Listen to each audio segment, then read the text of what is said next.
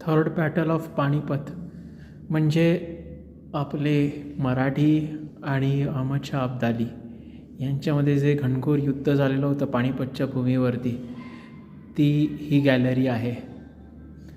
हे बघा, इकडे सर्व शस्त्र ठेवलेली आहेत त्या काळात वापरलेली. इथे मोगल, त्यांच्या प्रतिकृती, त्यांच्या सैनिकांच्या, ती सगळी माहिती दिलेली आहे. अहमद शाह अब्दाली यांची माहिती दिली आहे. त्याच्यानंतर इकडे पानिपतचं तृतीय युद्ध कसं झालं त्याची माहिती आहे. हे त्या काळातला नकाशा आपण ज्याला म्हणतो तो कसा होता नेमका, तो सुद्धा इथे एक्झिबिट करण्यात आलेला आहे.